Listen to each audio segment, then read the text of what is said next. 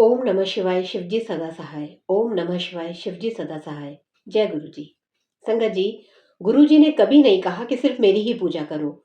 वो तो हमेशा यही कहते थे, जिसे भी मानो उसी के होकर रहो। पावर सबके पास है। बार बार अपना दर ना बदला करो। अगर राम को मानते हो तो राम के हो जाओ, शिव को मानते हो तो शिव के हो जाओ। दो नाव की सवारी कभी भी मत करना। लेकिन हम क्या करते हैं?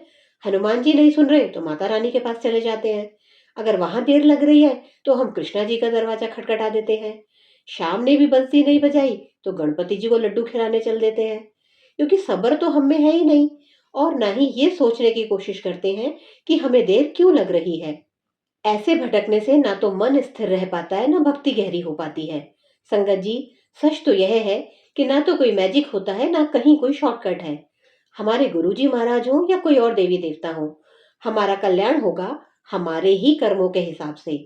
अगर कर्म अच्छे हैं तो छोटी सी पूजा भी फल दे जाएगी, और अगर कर्म ठीक नहीं है तो बड़े से बड़े उपाय भी काम नहीं आएगा। हम सब कभी भी कर्म करते वक्त तो ध्यान देते नहीं, और जब फल का समय आता है तो डर जाते हैं। फिर दर दर भटकना शुरू कर देते हैं। कभी चादर चढ़ाएंगे, कभी लंगर लगाएंगे, कभी कुछ कभी कुछ। लेकिन ये समझ ही नहीं पाते कि मूल समस्या तो हमारे कर्मों में है, और बुरे कर्मों की शुद्धि अच्छे कर्म करके ही होती है। आप यदि किसी की हेल्प करते हो तो वो हेल्प दिखावे के साथ मत करना, क्योंकि दिखावे से पुण्य नहीं मिलता। जो थोड़ा बहुत मिलता भी है वो भी खत्म हो जाता है।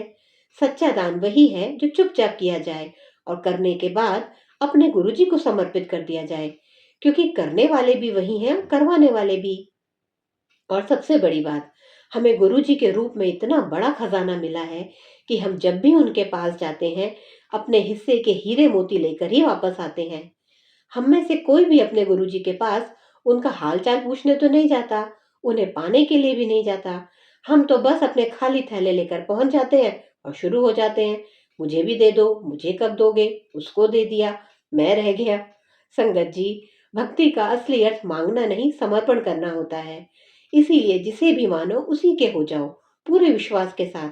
सोचना ही नहीं है कि कब मिलेगा।